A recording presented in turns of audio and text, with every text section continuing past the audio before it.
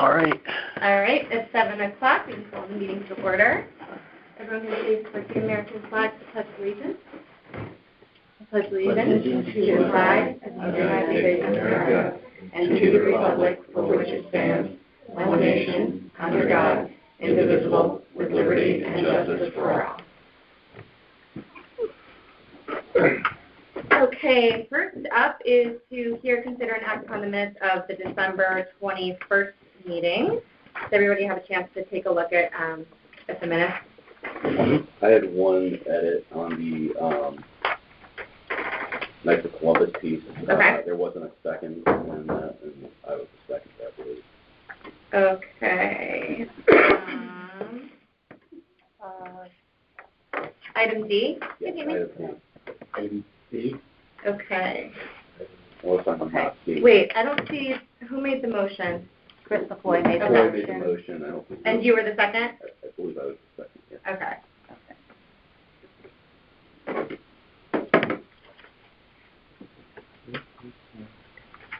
Okay. Any other changes or corrections that? Okay, then other than that, we don't have to take that to a vote, right? We can just approve them with that small change? Mm-hmm. Okay, so the meeting minutes are approved. And then next up is public input. Did everybody receive the communication from Jill Vergara around the Ash Creek concerns of master plan? Yep. Okay. Is there anybody on the line? Just the person that's number one on the presenting for today. Okay. Any other public input on Ash Creek concerns? So I don't want to speak necessarily to those concerns other than the process overall, because I think we intentionally, as a board or body, decided not to endorse, to simply receive, and I think that was misinterpreted. And I know there's a subcommittee that is supposed to be working on this stuff, but I think there's this pointed out to me at least an opportunity for us to be a little bit more proactive in communicating our how we're looking at this going forward. So we prioritize some specific projects. We're reviewing the others, and that's, there's 5 sites that were sort of left open as consideration, and so I'm not sure who's here as part of that subcommittee. Bill is here. I think that subcommittee may want to, I'd like to volunteer with that subcommittee to maybe put forward sort of a public communication plan on how we're going to do that to help deal with some of these. We've met twice. We're going to meet again on Monday. So hopefully finalize some things. Do we respond to these letters when we get them? Does anybody respond? Or? Depends. To my knowledge, nobody from the commission responded. At least if they did, they didn't copy me on it. I don't intend to respond. The plan is done. We're past that point. I mean, I said everything. I think Brian said what we needed to say at the presentation on Thursday night. So, I mean, that email wasn't going to change. Okay. Again, we're acknowledging that, yep, we got it. We understand that the Ash Creek plan is, in her district, and she's not in favor of it. And I don't know if anybody else got a chance to watch the recording. I just watched it. But the reps from BL, in my opinion, were very straightforward and, explaining that it's a concept at this point. It's not, it doesn't mean a shovel in the ground. So, should they move forward in the future, all the different bodies that need to be involved will be. So right. I think we just can leave it at that, yeah. Just to comment on the process, because the process was open to everyone, and everyone as a resident of Fairfield had a voice, and everyone had one voice, and everyone had opportunities to participate, and it was all consolidated, and no one is more important than your one voice. And then so we started, this was a ground up process. Now we have the plan that's based on the input of everyone as individuals, again, having a fair say, and now it'll go through its body. So anyone who has a role in that approval process can exercise that role that they've been elected to do. But you can't say that this wasn't a ground up plan that was put together, and I think we should be proud of that. Yeah, absolutely. Any other comments or questions or anything? All right. So moving on to new business. Do we have our Yes, she's on the phone. Okay. So Lenasia, pardon me if I'm not pronouncing that correctly, Lenasia Vargas, on behalf of the Fairfield Equity Coalition, to host a holiday/New Year cheer bag drive on Sherman Green. Lenasia, are you on the line? Yes, I'm here. Can everyone hear me? We can. Do you mind just stating your name and your address first? Sure. Lenasia Vargas, 348 Castle Ave, Fairfield, Connecticut. Okay, perfect. And you can go ahead with your request. Okay, thank you. Thank you for adding me to the agenda and for your time tonight. I am the president of the Fairfield Equity Coalition. We are an alumni and current student of Fairfield Public Schools group that promotes and advocates for educational equity by working with teachers, parents, town leaders. And we are hosting a Giving Love Back to the Community. Our original date that we requested, we decided to push it back as we wanted the approval from you guys first, and then still having enough time to advertise so that we have an amazing turnout. So on the mornings of February 11th and February 12th, February 11th at 11 a.m. to 3 p.m., and then February 12th, 10 a.m. to 1 p.m., we'll be holding a space for individuals of our town to donate canned goods, clothing, toiletries, toys. We wanted to give back and provide essentials for families that may not have had the best holiday season. And with Valentine's Day coming up, we just wanted to host a universal essentials donation, and we thought Sherman Green would be a perfect place to host that as it's right in the middle of town. Does anyone have any questions or concerns? Lenasia, this is Dylan O'Connor. First of all, thank you for doing this work. This is important stuff to bring the community together and do for others. So Thank you. Where is the collection basket? Is it actually going to be on the Sherman Green? Yes, we did this, I believe, a few months ago. We did it at Sherman Green. We collected the bags at the gazebo, so any donations that came, we held it at the gazebo, and then once it was done, sent it to where we donated it to. Okay. And what is the donation process? So after you've collected everything and put everything together, what happens from there? So we want it to be super community orientated, and we're going to be holding a space that once we collect from both days, that second day on Sunday, we will have volunteers come to pack up the bags, and we're going to get the elementary schools involved by having students submit words of gratification, like things of encouragement to include in the bags as well.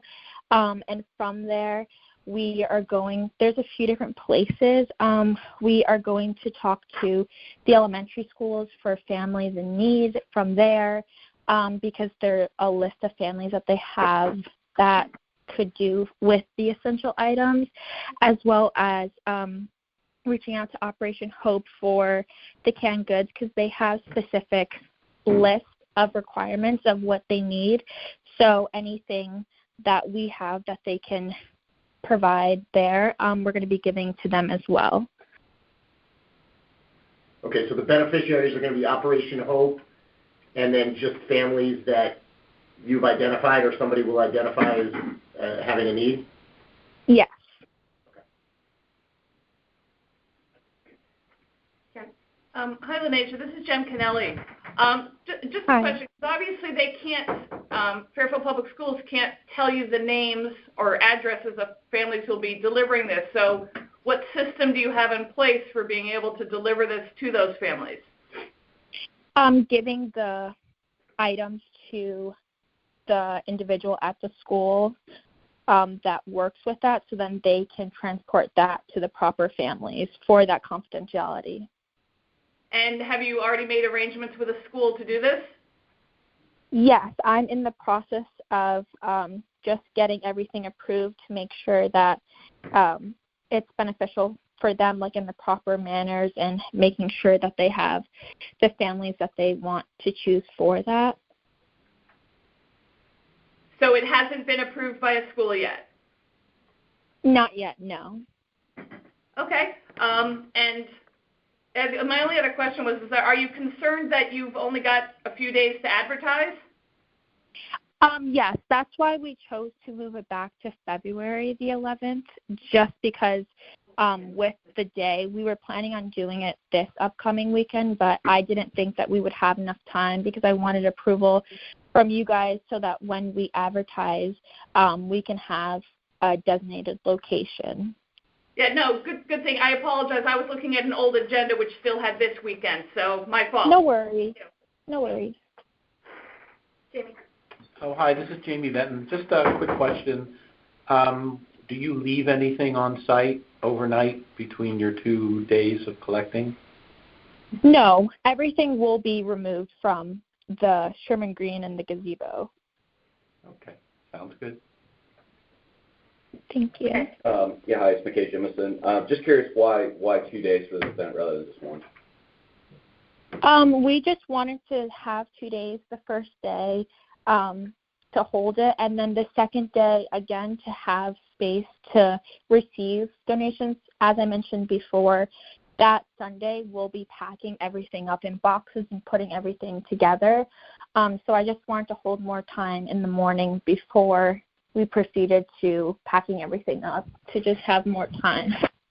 Okay, thanks. And one last question, sorry, I forgot. Anything we should be aware of in terms of signs or any other kind of, I don't know what the word I'm thinking of, things will be on the site? What's a better word than things? Yeah. Signs, banners. Thank you. No, we're not going to have anything. It's just going to be myself and then 4 or 5 volunteers, just making sure that everything is collected and helping people get things out of their cars, and making sure everything runs smoothly. But there won't be any signs or banners or anything like that. Okay, thank you. Lineasia, will you be promoting this via like a social media channel, or what's the main way you'll be getting the word out? We're going to send it out to our contacts so that they can post it and send it. So through email, posting it on our Instagram, Facebook, and also in our newsletter that we have as well. Okay, great. Does anyone else have any questions, concerns? And I know that the date is okay for those 2 days, the new dates at Sherman Green. Does anyone care to make a motion? I'll make a motion. Okay, Dylan. Second, Bill. Is there any public input on this event? Okay, seeing as there is none, we can take a vote. All in favor? And it is unanimous, so your event is approved. Thank you very much. I hope you guys have a great night. Thank Good you. luck. Thank you. Thank you so much.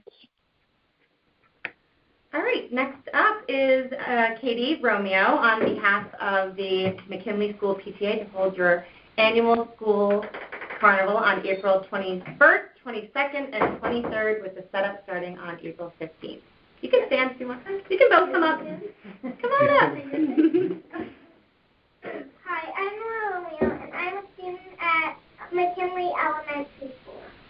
The McKinley Carnival is the biggest fundraiser that our school's PTA has each year, and it is so much fun for everyone.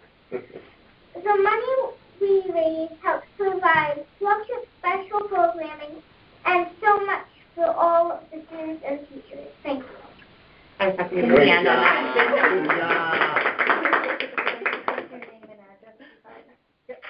Katie Romeo,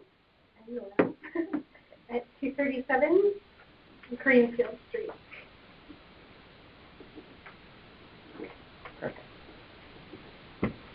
So yes, that's really it. Pretty straightforward. Thank you so much. That was really great. Good presentation. Really good job. Really good. You should be proud of yourself. Any questions or concerns from the commission? I know we've approved this in the past. I'll make a motion quickly. Okay, is there a second? Second. still in second. Obviously, you're in favor of this. Any other public input you'd like to provide? Oh, Dave Weber came on. Dave Weber. Dave, okay. Thanks, Dave. So we'll come back, and then I'll do Dave. Is that how Brian likes to do it? So we have a motion, we have a second. Okay. So all those in favor? Dave? Yes. Okay. The vote is unanimous, so your carnival is approved. Good job, Nora. Hey, good job. Are we allowed to come? Please. I Good. did bring a lot of money. Yeah. Thank you. Thank Have a you. great Have a great night. Bye. And then we'll be in touch with all the Thank you paperwork for and everything. everything. No problem. That was so Thank well you. done. All right, so we're on to reports. First up being the Board of Education report.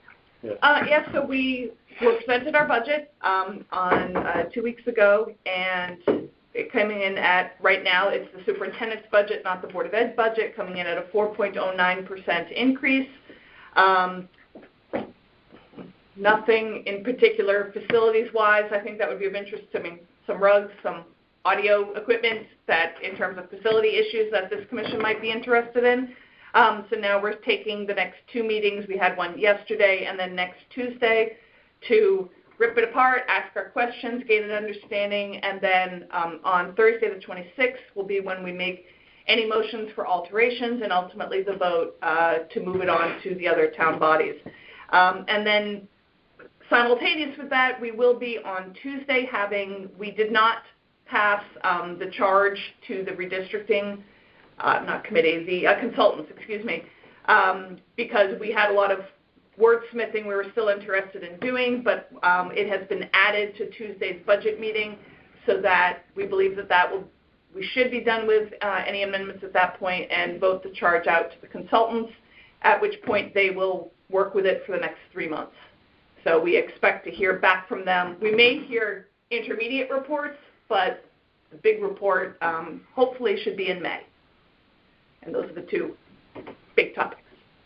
So I know this is a huge undertaking, but I just feel like so many parents are wondering when we're going to see like any sort of map drawing or any. Right. I know that's. No, that is what May should be. Okay. That's where there'll be multiple permutation. That's why we stopped using the word scenario. We had a fairly significant wording change. Nothing that I think would be especially interesting, but a key being stripping the word scenario out of our charge so that when we start talking scenarios, that's what people are talking about, is getting maps. Right now it's simply directions to the consultant. Here's the goal. Here are your parameters. Now do what you're the professional demographers to do to achieve our goals. Mm-hmm. So with a thrust in 2 areas, one, addressing racial imbalance, and then addressing the over and underutilization in our schools. Got it. So there genuinely is no secret map, just no map for the minute. There are no maps right now. There are no streets that have been mentioned. Okay. There's nothing. This is solely what are the parameters we are giving them. The maps that had existed in 2-3 years ago at this point, those are, it's starting from scratch with the current directives. And was that one top to bottom as well, meaning high school all the way to elementary? Well, to a degree it always is, because the moment you move someone's elementary school, that has the ripple effect. So it has never been a significant part of the discussion, although, there's no question that the 2 high schools are starting to get a little bit utilization-wise imbalanced from one another, which within 8 years will be that degree more pronounced.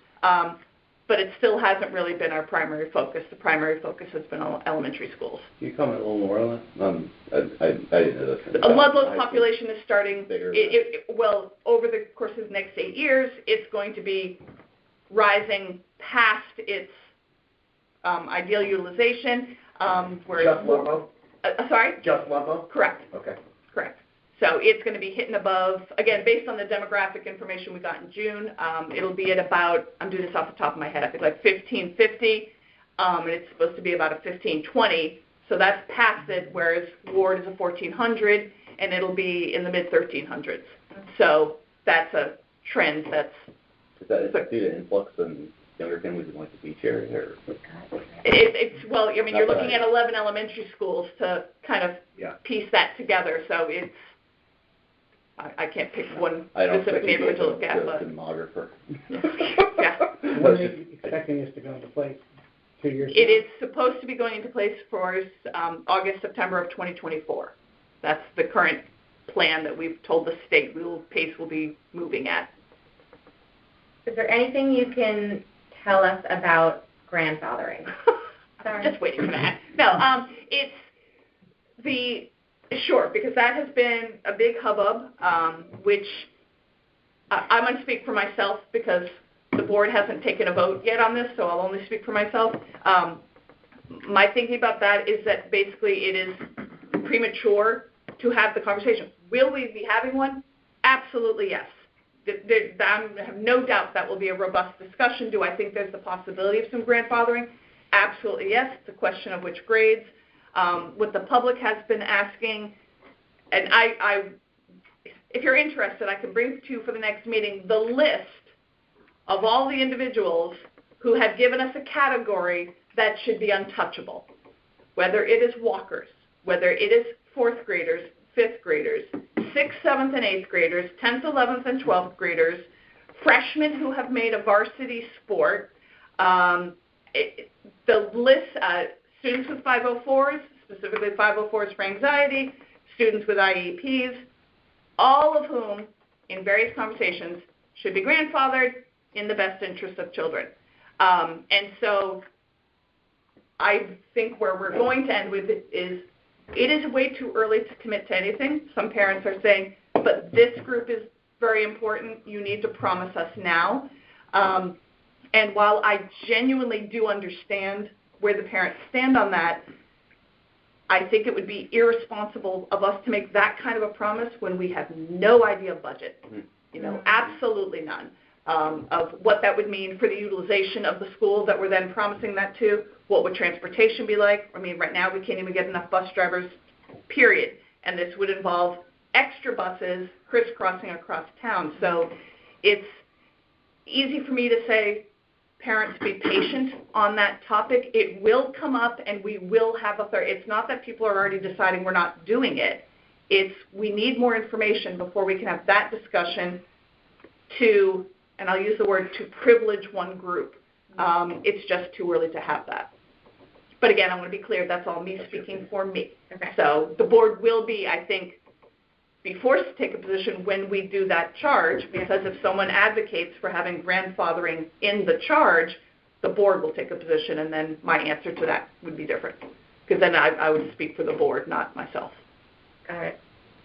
I hope that all made sense. It does. Okay. I think most of my confusion, and sorry I'm taking up so much of your time, is about Dwight. And there was so much noise about it 2 months ago, and now I feel like we're just still in the same position. That was the problem, is people panicked for no reason. Yeah, Correct. and I remember Period. you saying that at the meeting, saying it's too early. Way too early. Yeah. And I don't know what was the spark that lit that, except that honestly the discussion of Dwight has been simmering for years. So I don't blame someone for bringing it up, but the wholesale, the response was way too early, and ultimately we're coming back to the point where we were always going to be at this point, which is, can we feasibly close the school? Is it the responsible thing? Do we have the space? It would, I believe in that regard, could possibly be a budget savings to a degree when you're being able to have, more efficient use of your space in 10 as opposed to 11. But we were not prepared to make that. We need the demographer to do that. This charge is going to now empower them, tell us if it's possible. Got it. So just wait till May. Correct. But that said, one of the things, this is something the public has asked for, which we're not doing it because the public asked, we're doing it. The consultant has already said this would be something that would make sense, which is something like the topic of closing a school is something we might get feedback on prior to May. If they run some scenarios and they say, let us come back to the board, are you interested in us pursuing it because this is what it would look like, we might have an answer to that much sooner than May. Okay, So, that makes sense. Thanks. yep.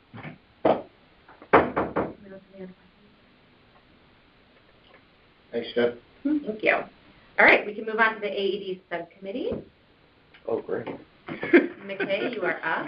That's great. So, cardiac arrest has become a very high-profile topic for a number of reasons. Probably one most familiar with is Damar Hamlin from the Buffalo Bills, who suffered cardiac arrest on the football field and was resuscitated with CPR and an AED.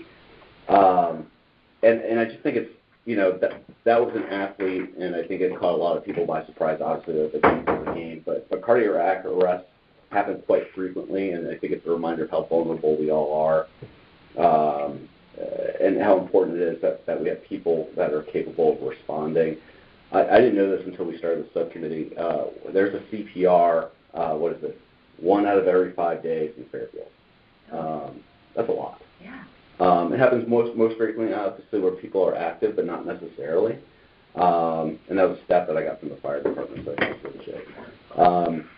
We started the subcommittee, if those of you recall, over a year ago, when a ward student, Andrew Fuller, came to us wanting to raise money to put AEDs at a couple of our beach locations. Good news is he's on his way to raising those funds, and we're working through some logistical issues. But a lot of us at the time were, I think, surprised that it was an issue. Not that it was an issue that you needed an AED, but that there was an AED accessible, and also that he had to fundraise for it. And so that was sort of the genesis of establishing this subcommittee. And I want to thank Bill, who was a major participant, as well as Chris McCoy. It was a really great process. We had organically a lot, and Galen also, I should mention her, she was outstanding too.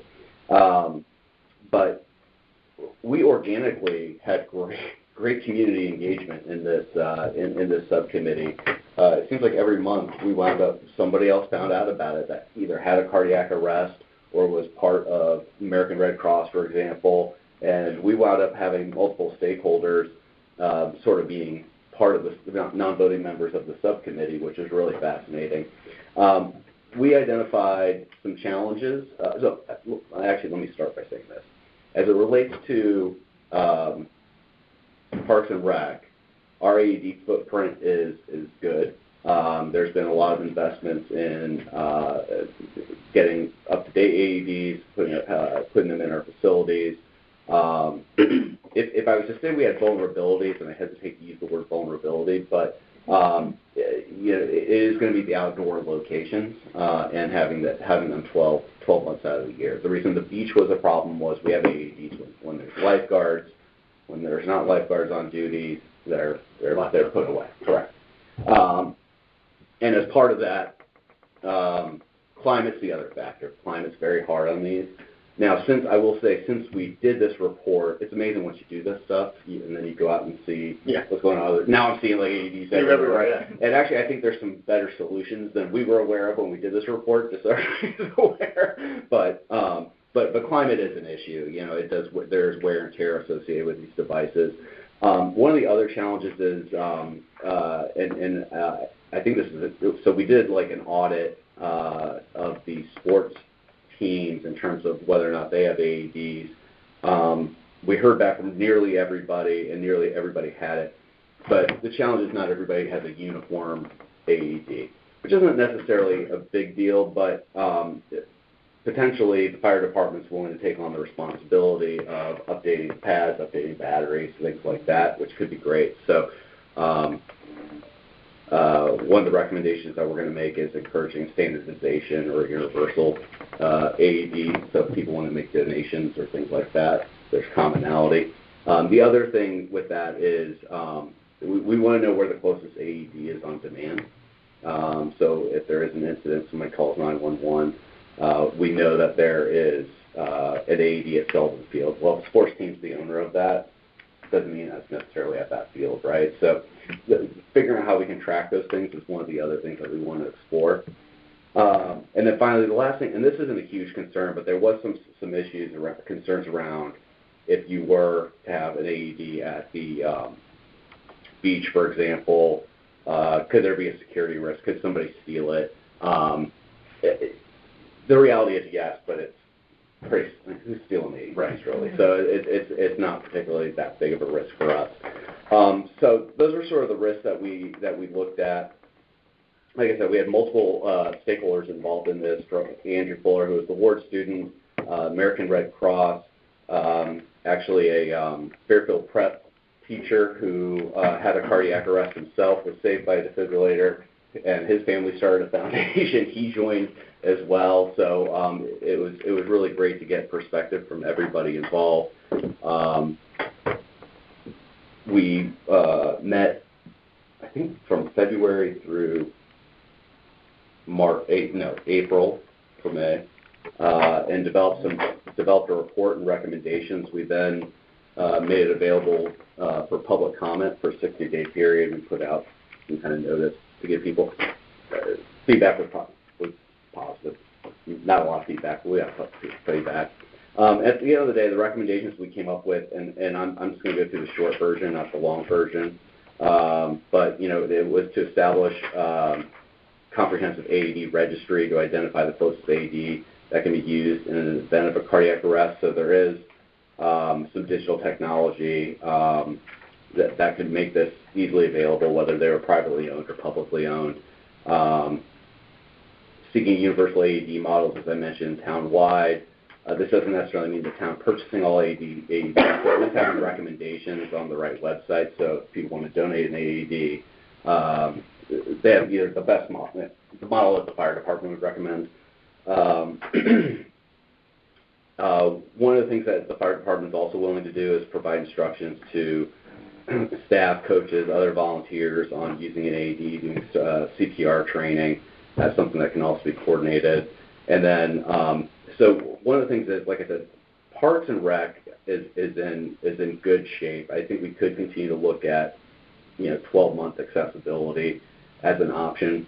But really, I think the opportunity is figuring out how to do this town-wide. For example, Lake Mohegan's a good example where conservation owns the majority of that, where people are walking dogs and things like that. There's a few other examples where it's probably in the realm of another department. And so I think we've taken this as far as Parks and Rec goes, as far as we can. I think this is an area that the town should want to lead on, though, and so our recommendation is to kind of establish a public-private partnership that I think would include some of these community organizations to give advice, as well as other town departments to just think about through the most comprehensive footprint. So that's our report and recommendations. Bill, do you have anything to add? No, as you said, what happened with, Hamlin, it's a good time right now to move it forward and get out there, because it's sort of haphazard, Some sporting programs have it, it's in the back of the coach's car. Yeah. And it's not the field, so it'd be great to know and have them walk down somewhere so that, it's easily accessible. What kind of technology do you envision using to let people know where they're located? So there's a few different online options, and there's some apps as well that are available. I think that's one of the things that we wanted to defer to sort of like a public-private partnership to sort of assess what the best technology would be for us. Yeah. But it could be done. It doesn't. From a cost perspective, it's software. Correct. Putting in the data. It's mostly data entry, right? Yeah. That's the biggest thing.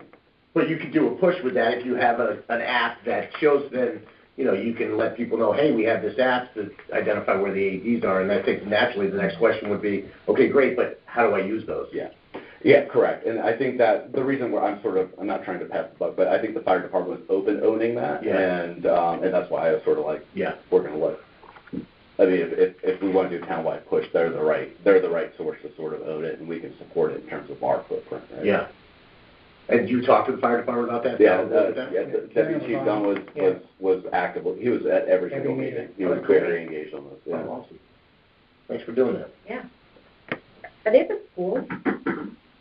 All the schools have them. I can't speak to this, but I think it's required. It's a requirement. In here, I did something on state laws, and I think it's like over a certain amount of people, you have to have one in your business. And I think every school's expected to have one. Yeah.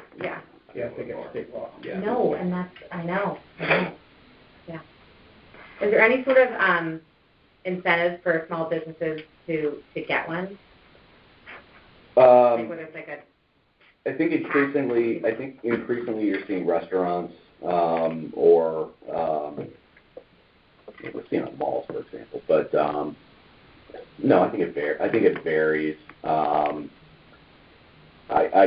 From my understanding is there are shops in town that do, and I believe, though I'm not sure I could confirm this with 100% certainty, the fire department has some degree of tracking of that, but how accurate it is, how well those are maintained, those types of things, we don't necessarily know. Yeah, we have one in my office. you do? Yeah, so if the neighbor was having a heart attack, they could say, hey, go to Universal, they have one, if we're open. So that's the whole idea of it. If they call 911, they can pull it up quick and say, you're located here, there's one there, but while you're waiting, so. Well, right now, we don't really have any way of, so if I have a cardiac arrest somewhere in town and I'm not familiar with where it is, I have to rely on people around me that might know, and It's American, yeah. I mean, that's, and I think that would be part of that's part of the registry. It's also encouraging awareness of where it is, because, I think that is, I mean, if you were just walking across the street from here, I would, I mean, here there's one, I know that, but, let's just say you're walking from, Old Post Tavern to Sherman Green, I wouldn't know where to go. I know. Maybe there's a way for the town to sponsor some kind of identifier, like a sticker that a store would put in their window, or a business where you could see from the outside, and do a promotional program, number one, to be a good citizen. Here maybe we can get some good rates for people, have like maybe a bulk buy, and give them a sticker, and then it becomes something that they get a little bit of even peer pressure between the businesses. We did talk a little bit about that, about creating both incentives to participate in the program and also some recognition. Because you could run up the street and just here's a sticker. Jump in here instead of running in and asking. Like the fire oval stickers that they put on windows, so you know that there are kids in there, right? Yeah. Those are identified. And then we're not providing a financial incentive, but we're doing more peer pressure. Take care of your town. Mm-hmm. So this is Dave. If we closed White on the Board of Ed, where would the kids go? To Mill Hill or? Well, you've got north to Burr, south to Mill Hill, east to Riverfield. It's a variety of options.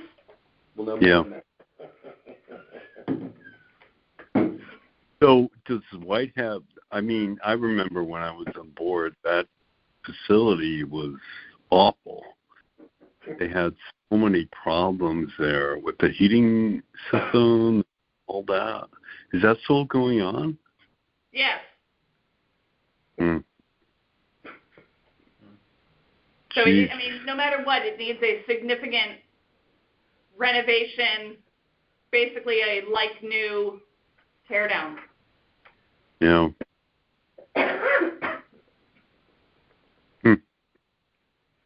Wow.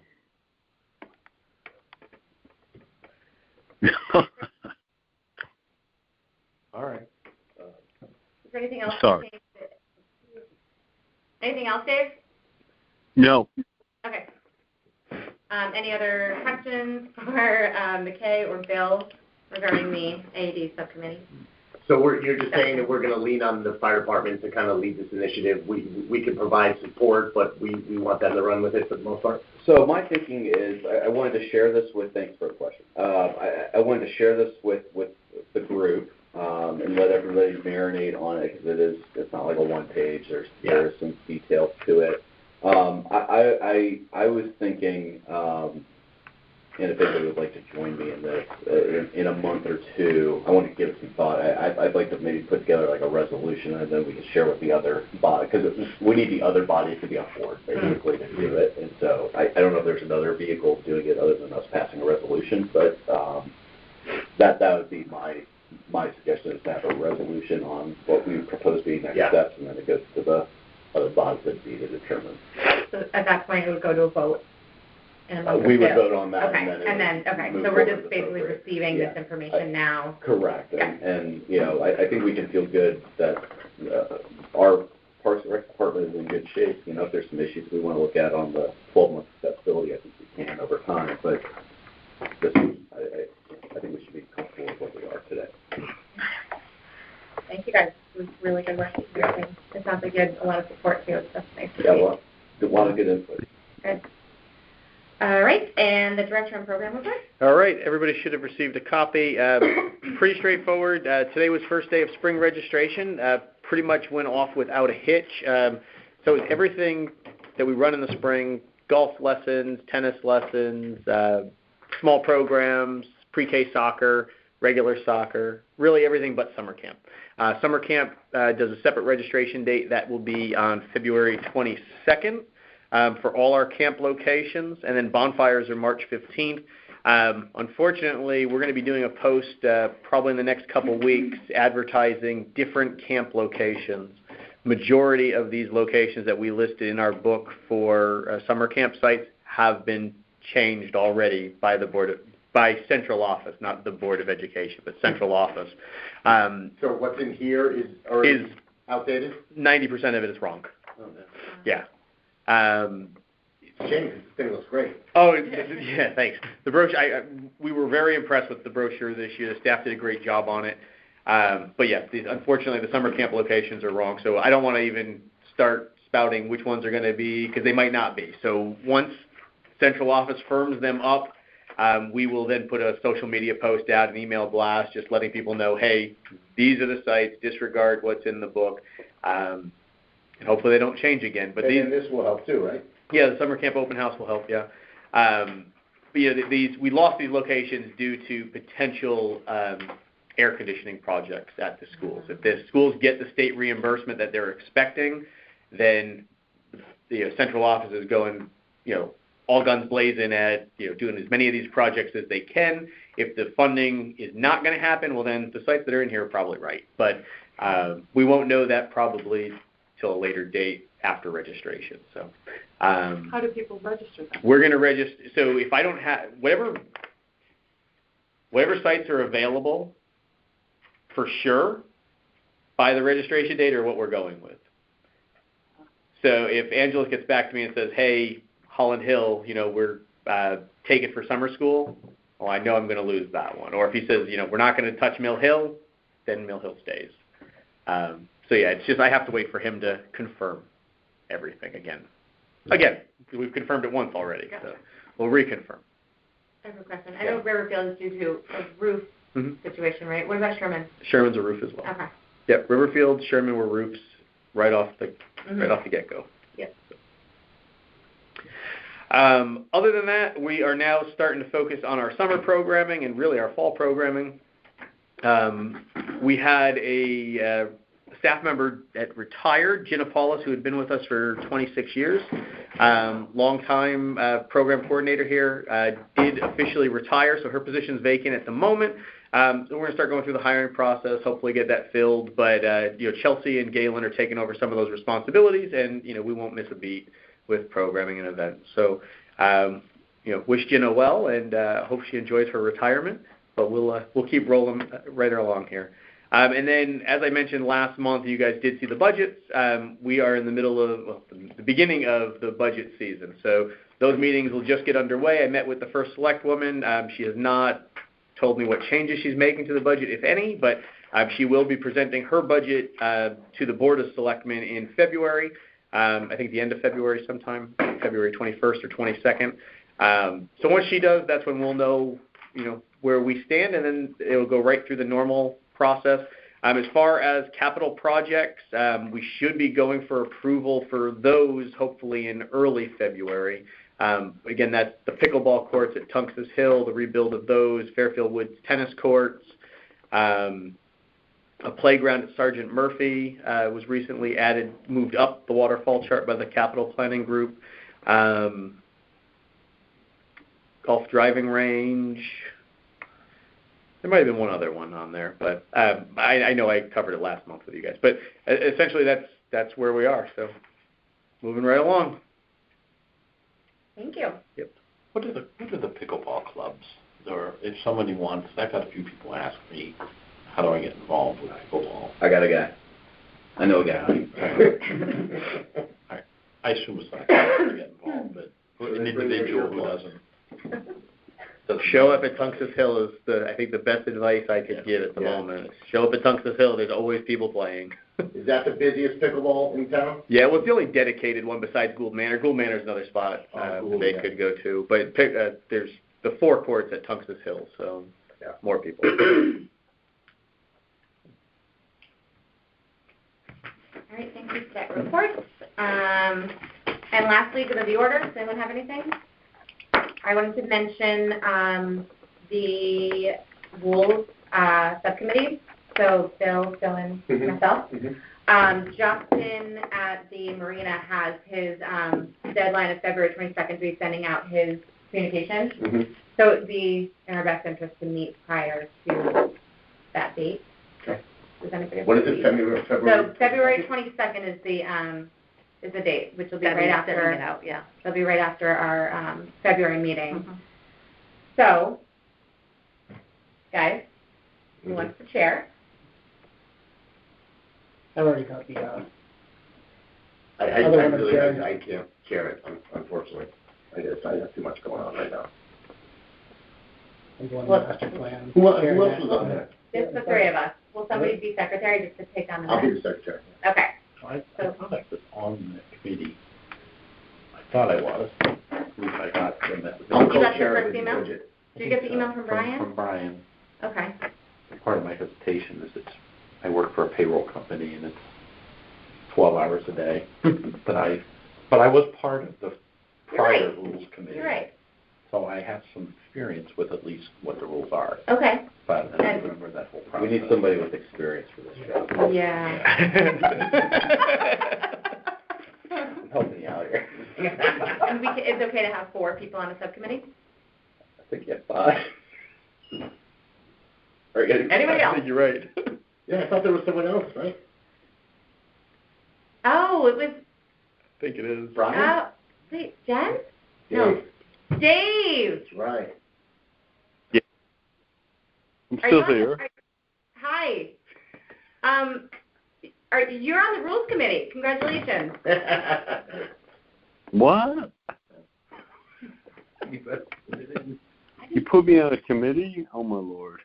Yeah, I don't know that it can be. Then you've got a quorum. Yeah, I think it's got to be less than 5. I think it has to be less than 5. So we can have 4. I think you can have 4 as long as you guys You have to have a can get roll. stuff done. You gotta have a All right. roll All time. right, Dave, you're off the hook for now. I do not mind being the secretary. Jamie, if you would take the charge. That's fine. Okay, great. And then we'll just really send a separate email to All right. set up the date.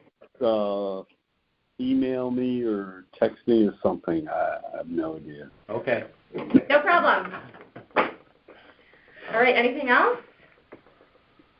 And the scope of that, you were saying, it's the entire rules book, but we want to focus initially on what he needs for. Yacht yard. Yeah. Yeah. That and But the we are field, going to revisit because all the this. permits are going to have to go out soon, so we need to kind of firm that up as well. The field. Okay. So and do you have a date for that when the field wants to go on? So, I mean, she's getting requests now, Yeah, I don't know. Wow. but Okay. I'm not sure exactly when Okay. the fields open up April 1st, Okay. Mm-hmm. right? Mhm. So, All right. Well, tell Galen that we'll definitely be meeting in the next couple of weeks, and we'll just make sure we make that a priority. Yeah, I told her and Justin to sit in on those meetings, Okay. just so, because they'll be able to provide you with what they're currently doing. Okay. And You can we wanna pick use a this date? room, or do we want You should be able to. yeah, Okay. just give me a call and I can check to make sure that's available, and I would need to have the agenda Why don't we at try least to pick a date? 24 hours Well, before the Sure. meeting. Okay. All right. Jamie's suggesting we pick a date now. Just for next week, so we have one if there's. Um, Fine with me. the week of, just for my schedule, the week of the 5th is, I'm pretty wide open. So I don't know. February if that's- 5th? Yeah. So February 5th, I'm out that of town Sunday. that week. What's that? I'm out of town that week. You're out of town. Okay. I mean, Lots of time. next week is fine too. I just can't do the 1st. That's my only conflict. Well, next week's the week of the 23rd, yeah. Yeah, You're a week ahead of yourself. yeah. All right. Want to do next week? Yeah. Okay. I would say we Tuesday should. night? But I can't even open my I can calendar. do Tuesday. Next Tuesday. Tuesday? Tuesday Okay, night. I'll send everyone an email. Wednesday night looks good for me. What's a good time? So I can make sure that the room's Okay. available? 7, We do right? 6 or You want 7? 6 or 7, All yeah. right, let me just, 7 o'clock and Anthony's feeding us. Galen will feed you. I'm not coming. Is that the 24th? Who can provide some guidance on the questions that need to be answered related to I February? think I Brian. think we might need some Justin or focus Brian. on. Here are the. Yeah, it'll be Justin. I'll likely come to. Okay. I You want me to I know it's try? gonna happen. I Do you want me know. to email I him and know. ask if he can make it? Justin? Yeah, I'll talk to Justin and Galen tomorrow. Okay, They'll be here. okay. So Tuesday, let me just. January 24th at 7 p.m. and I'll write everyone an email just to confirm that. Okay, awesome. I move to adjourn. Okay, it is 7:61. Meeting's adjourned. What do you think?